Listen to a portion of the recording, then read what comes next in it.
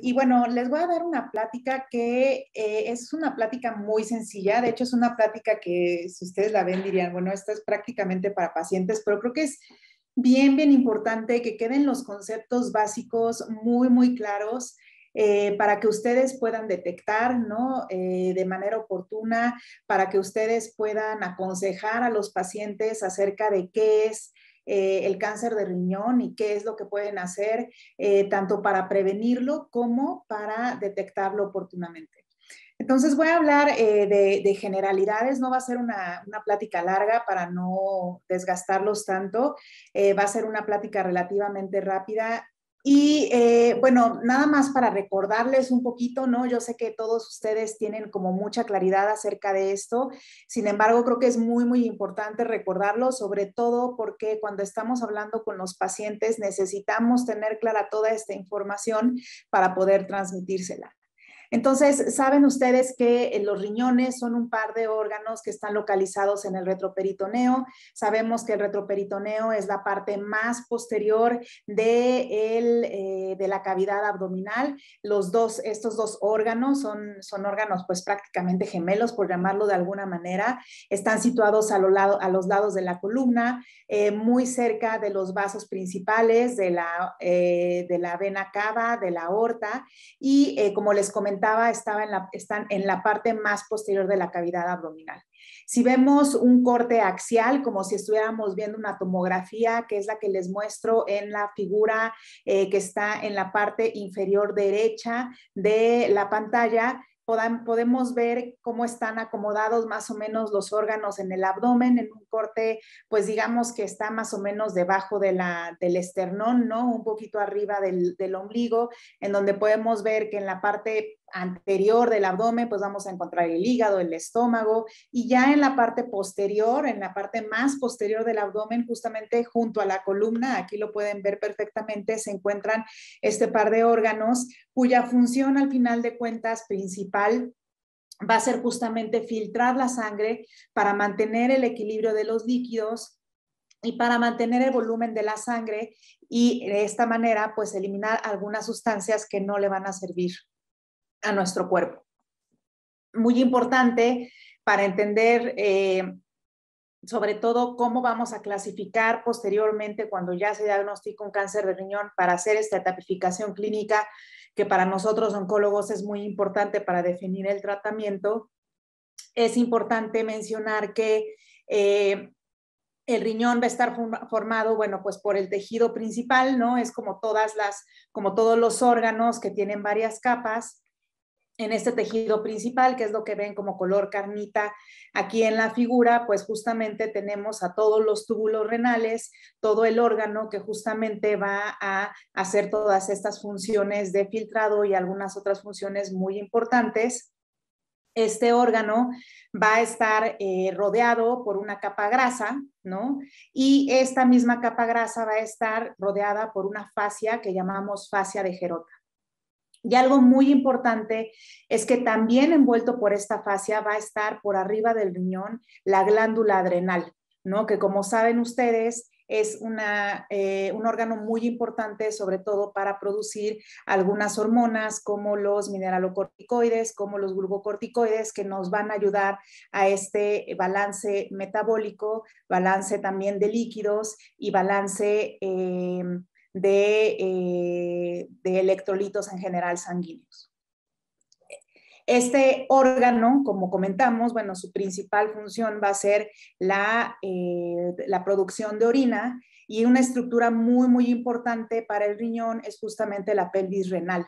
La pelvis renal, que va a ser, digamos que en donde el primer lugar que va a tocar la orina y que se une con el uréter, que eventualmente va a descender hacia el riñón y la vejiga. Y muy importante también es que cada riñón va a tener su arteria renal y su vena renal, que para la cuestión de etapificación también son muy importantes para nosotros como oncólogos.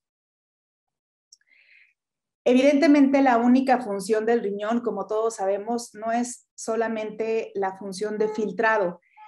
Claro que una de las funciones principales va a ser justamente esta parte de regular las concentraciones de sales y agua en la sangre, en especial pues el sodio, el potasio, el cloro, el magnesio, el calcio. Sabemos muy bien que en los túbulos renales va a haber un intercambio de todas estas sustancias para mantener un balance en el cuerpo. Pero además, como ya comentábamos, va a funcionar como una especie de filtro para pues prácticamente todos los fármacos que entran a nuestro cuerpo van a tener alguna excreción renal, entonces el riñón también nos va a ayudar a excretar estos metabolitos de los fármacos o de las sustancias que vayamos consumiendo. También va a regular el volumen sanguíneo y la presión arterial. Sabemos que a nivel ya celular, la nefrona nos va, junto con el aparato yuxtaglomerular, nos va a ayudar a que si hay una disminución de la presión por cualquier motivo, entonces el riñón va a reaccionar, va a generar, va a producir una serie de sustancias que lo que van a hacer es que van a intentar subir justamente la presión arterial para tratar de mantener la misma, pues lo más regulada posible. Y algo también muy importante y que tenemos que tomar en cuenta siempre que no solamente cuando estamos hablando de la función del riñón o de la insuficiencia renal, sino también cuando estamos hablando de los tratamientos que le vamos a dar al cáncer de riñón, porque muchas veces implica quitar un riñón completo y también es importante que produce hormonas, ¿no? Los ejemplos más clásicos son el calcitriol, que como ustedes saben va a ayudar al metabolismo del calcio, ayudar a la mineralización ósea, y también la eritropoyetina, ¿no? La eritropoyetina que nos va a estimular la producción de sangre a nivel de la médula ósea. Entonces, todas estas son funciones del riñón y esto como tal, aunque no es un órgano vital, como sabemos, si hay una falla renal, pues seguramente vamos a poder digamos que sustituir cierta función del riñón a través de la diálisis. No es un órgano vital en términos prácticos ya en este momento, pero definitivamente es un órgano muy importante que necesitamos para poder vivir. Pasando un poquito ya de las generalidades, voy a hablarles un poquito más del cáncer de riñón. Nada más recordarles un poquito qué es el cáncer, porque muchas veces como que nos cuesta mucho trabajo definirlo, pero es importante que nosotros lo tengamos muy claro y que tengamos muy claro también cuál es el concepto básico para que podamos transmitir esto a nuestros pacientes. Entonces, el cáncer es una neoplasia, es una masa anormal de tejido cuyo crecimiento va a ser excesivo, descoordinado, con el de los tejidos normales que lo rodean o que forman parte del mismo órgano, y que este crecimiento excesivo va a persistir de manera excesiva aunque cese el estímulo que provocó su cambio. ¿Esto qué quiere decir? Creo que el ejemplo más clásico sería el del cáncer de pulmón y el tabaco, ¿no? El tabaco genera alteraciones genómicas que producen que justamente las células pulmonares normales tengan este crecimiento excesivo, descoordinado y desmedido, y muchas veces, o más bien siempre, por más que se suspenda el tabaco, por más que se suspenda el estímulo del tabaco que está alterando genómicamente a estas células ya no van a recuperarse, ¿no? Ya no van a recuperar nunca su normalidad y van a seguir reproduciéndose de manera excesiva a pesar de que ya no existe este estímulo. Obviamente algo también muy importante en este concepto es que estas células van a invadir y van a destruir estructuras adyacentes conforme van creciendo, y además tienen la capacidad de diseminarse a sitios distantes, que pues es lo que vamos a llamar metástasis. Evidentemente, el cáncer de riñón va a provenir de los tejidos que conforman el riñón. Y es importante también este concepto de que el cáncer de riñón no solamente viene propiamente del riñón, ¿no? O sea, del tejido que hace la función, ¿no? Del riñón, de esta función de filtrado, de esta función de producción de hormonas, etcétera. ese es el sitio principal en donde se va a formar el cáncer de riñón, pero también puede haber tumores de los tejidos de soporte, que esto pues nos va a provocar, por ejemplo, sarcomas. También existen los sarcomas de riñón, aunque son rarísimos. Y otra cosa muy importante es que puede haber un cáncer de esta estructura que les comentaba que se llama pelvis renal. El tejido de que conforma la pelvis renal es completamente distinto al tejido que forma el riñón y se tratan como tumores completamente distintos. El cáncer de riñón se trata con algunos tratamientos, y el cáncer de la pelvis renal se va a tratar como si fuera un cáncer de vejiga, ¿no? Es un tratamiento muy, muy similar al cáncer de vejiga, porque justamente los cánceres que vienen de la pelvis renal provienen del mismo tejido, ¿no? De la misma mucosa, el tejido mucoso que está revestida la vejiga, ¿no? Entonces, como tal, se comportan de manera muy similar, y los tratamientos que se dan para los cánceres que nacen justamente de esta estructura se van a tratar como si fueran un cáncer urotelial, ¿no? Un cáncer de vejiga. Ahora, muy importante también es que aún dentro del cáncer de células renales hay más subtipos de cáncer renal. Y esto es importante porque a cada uno de estos subtipos de cáncer de riñón les va a ir de manera diferente. La mayor parte de los pacientes que tienen cáncer de células renales van a tener un subtipo que se llama cáncer de células claras. En el 90% de los cánceres de células renales, la histología va a ser el de células claras. Sin embargo, hay un 10% de pacientes que van a tener un cáncer de células no claras. Y todavía dentro del cáncer de células no claras podemos encontrar diferentes tipos de cáncer, entre los que se encuentran el carcinoma papilar, el carcinoma cromófobo y algunos otros que son muchísimo menos frecuentes y más raros, pero que es importante que sepamos, ¿no?, que existe ahí una heterogeneidad en cuanto al tipo de tumor que puede existir del cáncer de riñón, porque cada uno de estos tumores de riñón se van a tratar de manera distinta, sobre todo cuando ya estamos hablando de una enfermedad metastásica. Entrando un poquito hacia los factores de riesgo, bueno, desafortunadamente el cáncer de riñón no es como el cáncer de pulmón, por ejemplo, en el que podemos identificar un factor de riesgo muy específico que, por ejemplo, es el tabaco, ¿no? Prácticamente entre el tabaco y el cáncer de pulmón hay una relación causa-efecto. Sin embargo, en cáncer de riñón no tenemos esta relación tan íntima entre un factor específico y el desarrollo del cáncer de riñón. Sin embargo, sí se han llegado a identificar ciertos factores de riesgo que son muy, muy importantes, entre los cuales tenemos al tabaquismo, que probablemente sea uno de los principales, y algunos otros que quizás no tomamos mucho en cuenta para otras patologías, como es la obesidad y la hipertensión, ¿no?, que también pueden estar directamente relacionados con el desarrollo del cáncer de riñón.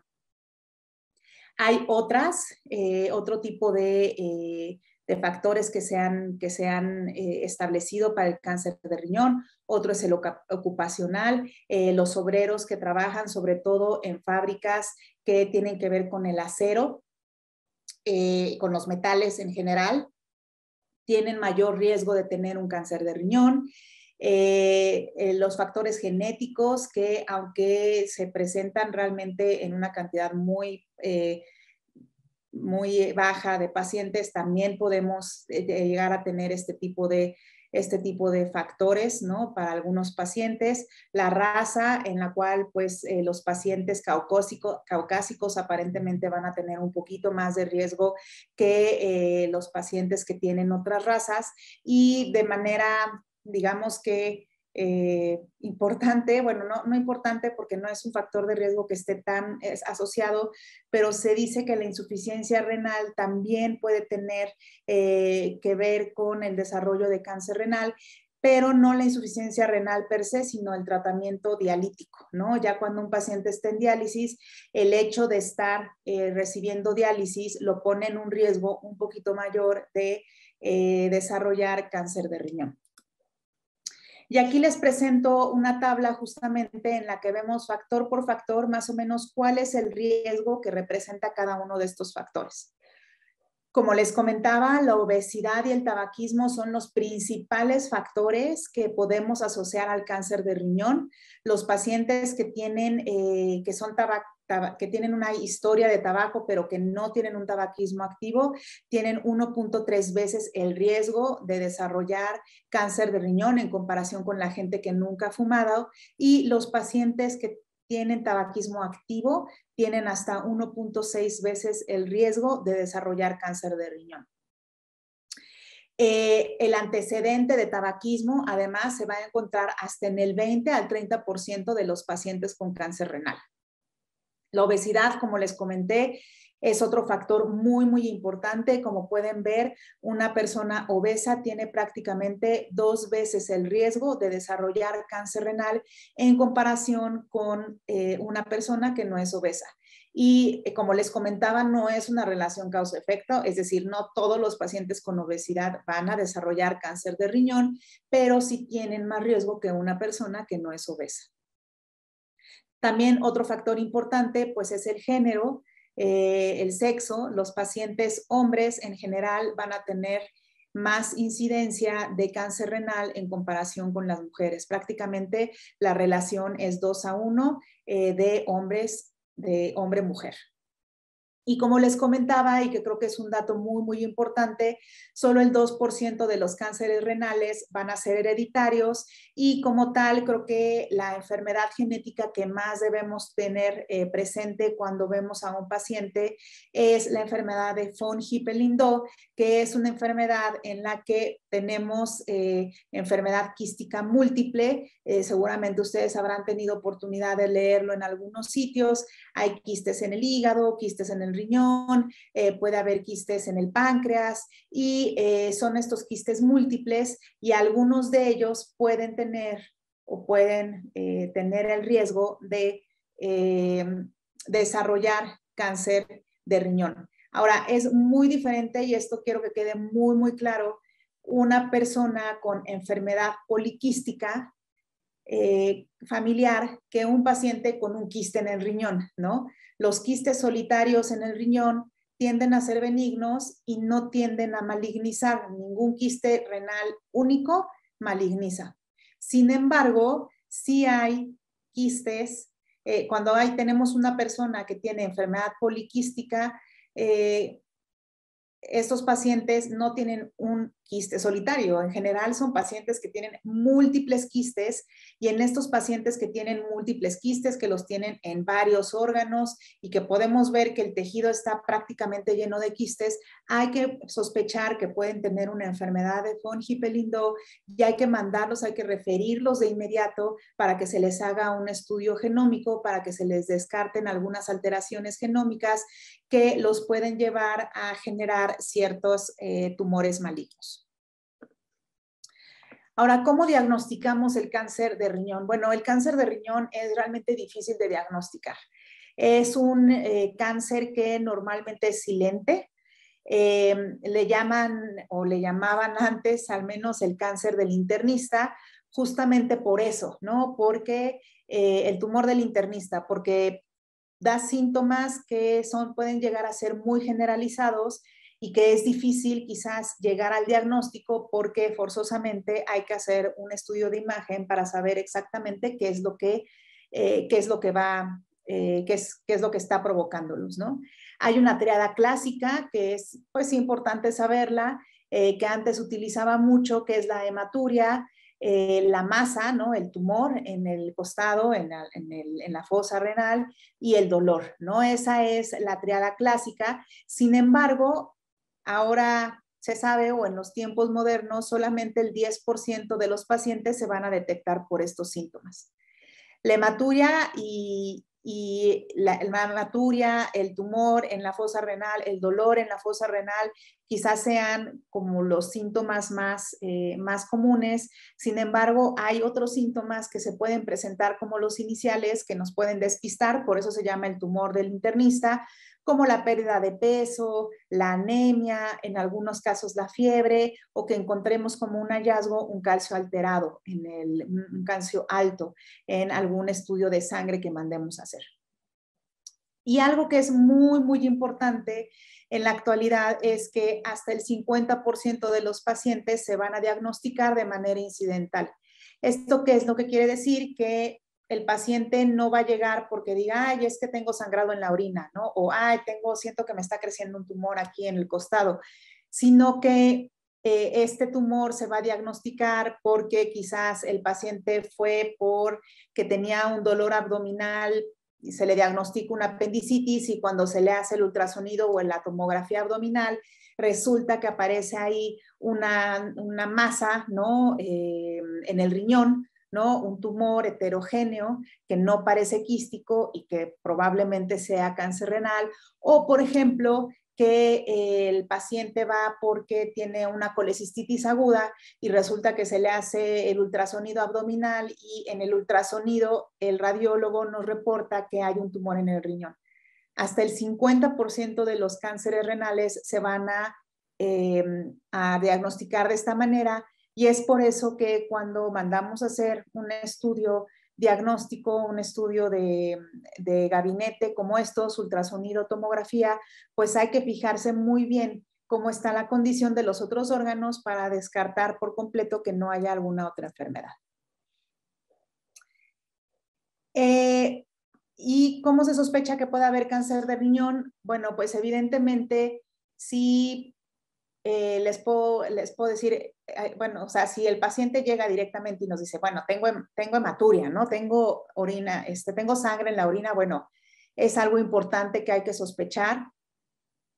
Sin embargo, muchas veces sucede que ustedes por alguna otra razón, por disuria, por ejemplo, o por urgencia o por poliacuria, mandan a hacer un examen general de orina y es muy frecuente que nos salgan, por ejemplo, bacterias, que nos salgan eritrocitos, que nos salgan leucocitos y es frecuente que entonces nosotros pensemos, lo primero, esta es una infección de vías urinarias. Creo que es claro, la patología más frecuente a la que nos vamos a enfrentar cuando estamos en una consulta de medicina general y lo lógico es en ese momento mandar antibiótico, pero también es importante hacerle un seguimiento al paciente. ¿Esto qué quiere decir?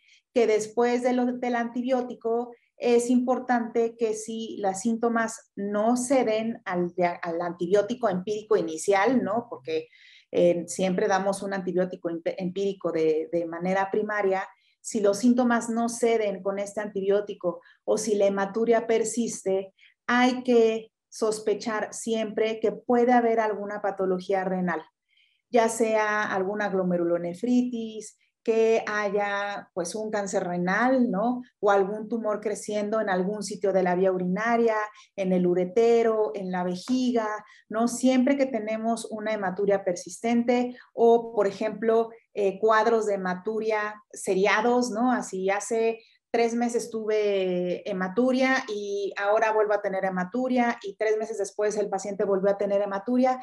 Esto es un signo de alarma para sospechar que puede haber algún tumor creciendo en algún lugar de la vía urinaria y el examen general de orina, no hay que echarlo a saco roto, puede ser una herramienta muy, muy útil para que nos haga sospechar y nos haga descartar que no hay un tumor en algún sitio de la vía urinaria. Otra cosa importante, la anemia, ¿no? Generalmente el tumor puede provocar una anemia que es normocítica, normocrómica. Sin embargo, si hay una hematuria persistente, también podemos tener una anemia microcítica hipocrómica, como de deficiencia de hierro, ¿no? Entonces, siempre que hay anemia, ¿no? Hay que descartar no solamente que haya sangrado de tubo digestivo, que es lo más frecuente, sino también sangrado por la orina. Hay que hacer un examen general de orina. Y otra cosa muy importante es el calcio alto. Este calcio alto está dado por algo que llamamos síndrome paraneoplásico, que tiene que ver con sustancias que secreta el mismo tumor y que alteran el metabolismo del calcio, ¿no? Que empiezan a haber una retención de calcio y que nos habla pues ya de una enfermedad que desafortunadamente pues va a estar más avanzada. Con respecto a estudios de imagen, siempre el cáncer de riñón o si sospechamos que hay un cáncer de riñón, hay que mandar a hacer un ultrasonido o una tomografía de abdomen, lo que tengamos más a la mano.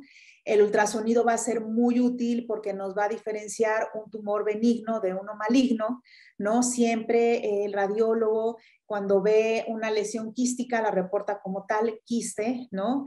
Quiste simple, pero cuando ve un tumor que es heterogéneo, ese es sospechoso, ese tumor heterogéneo siempre debe ser sospechoso de cáncer de riñón y tenemos que estudiarlo más a profundidad, ya sea mandando a hacer una tomografía de abdomen o si no tenemos esta herramienta, pues definitivamente refiriendo al paciente a un médico que tenga un poquito más de herramientas y que justamente pueda hacer la tomografía de abdomen para corroborar que los cambios hallados en este ultrasonido justamente son compatibles con un cáncer de riñón que querrá decir pues que el paciente va a requerir una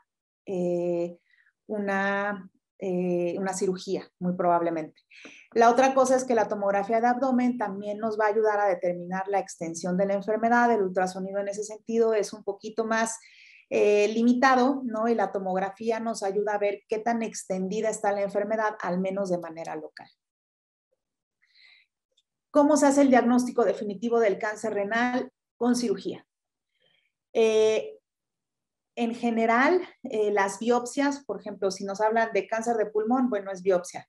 Si nos hablan de cáncer de mama, biopsia, ¿no? La mayor parte de los tumores nos hablan de cáncer de colon, biopsia, ¿no? O sea, como que prácticamente todos los tumores se van a diagnosticar con biopsia, pero en el caso del cáncer renal es distinto.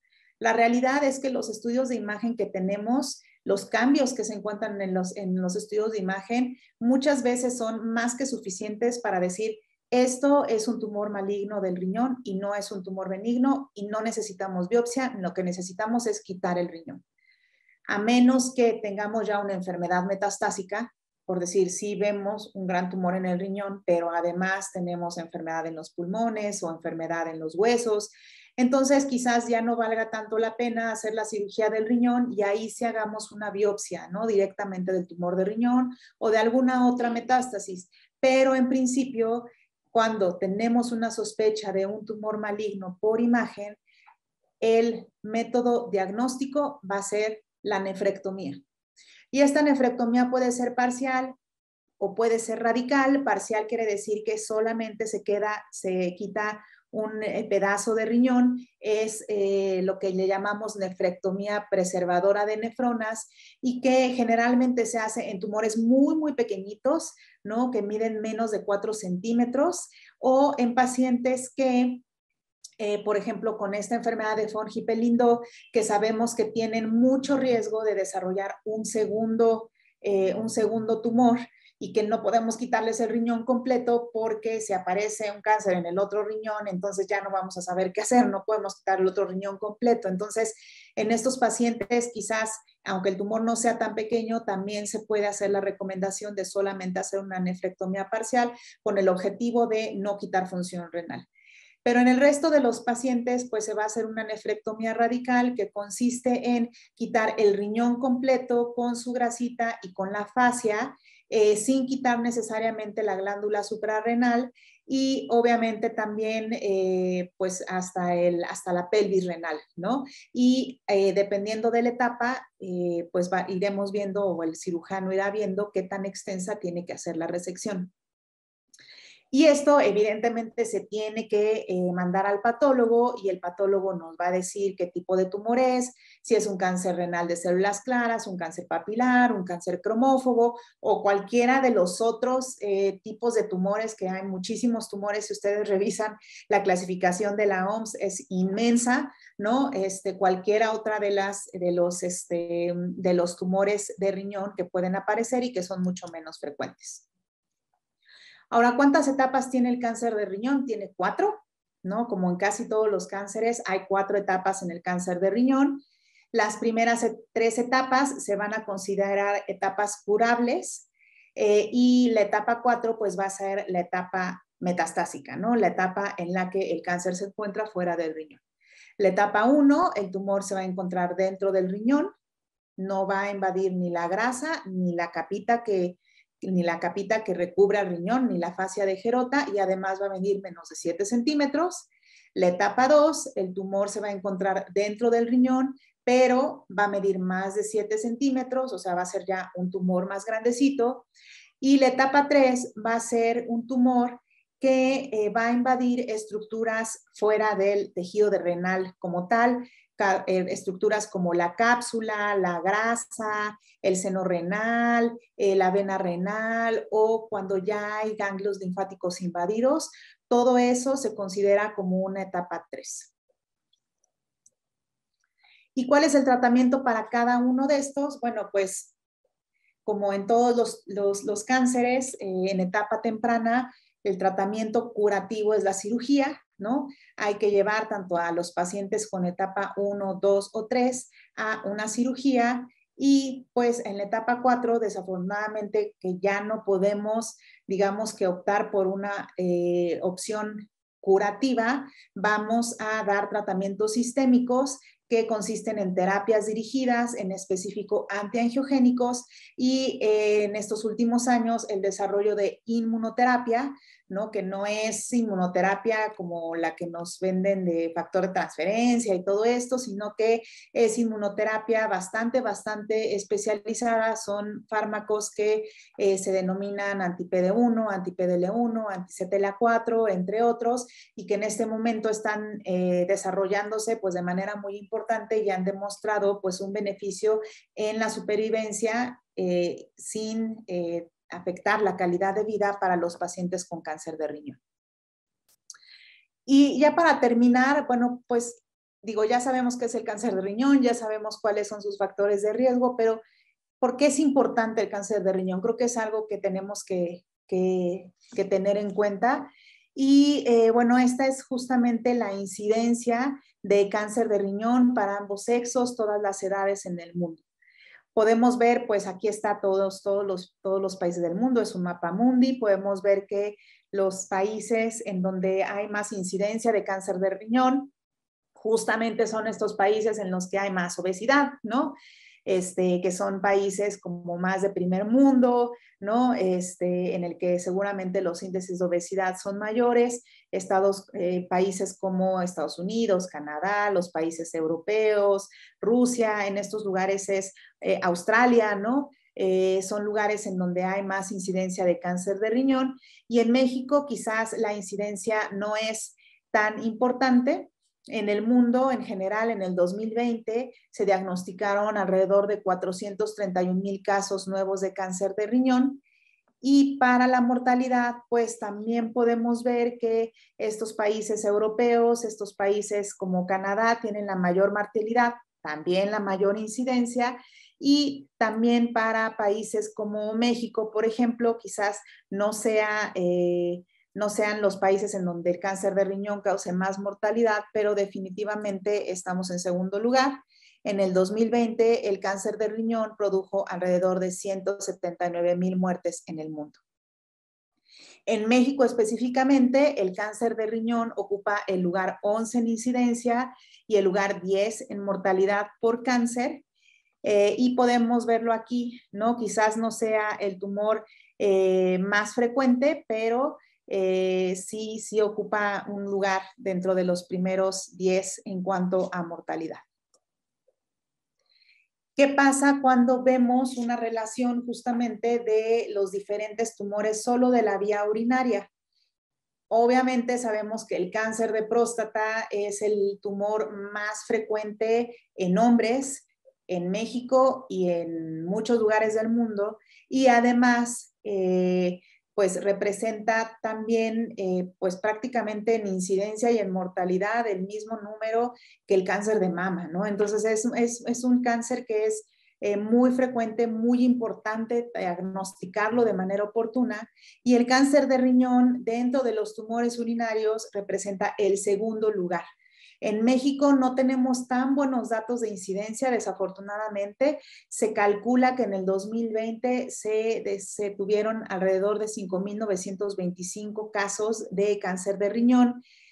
Sin embargo, pues la mortalidad, como veíamos en el mapita del mundo, ¿no? Sí es una mortalidad importante. Aquí, si vemos como que una comparación entre incidencia y mortalidad, podríamos decir que hasta pues prácticamente la mitad de los pacientes van a fallecer diagnosticados con cáncer de renal, pues van a fallecer por este cáncer, ¿no? Entonces sí es muy, muy importante que lo tomemos en cuenta para cómo parte, ¿no?, de nuestra batería de diagnósticos cuando tenemos síntomas como los que ya comentamos.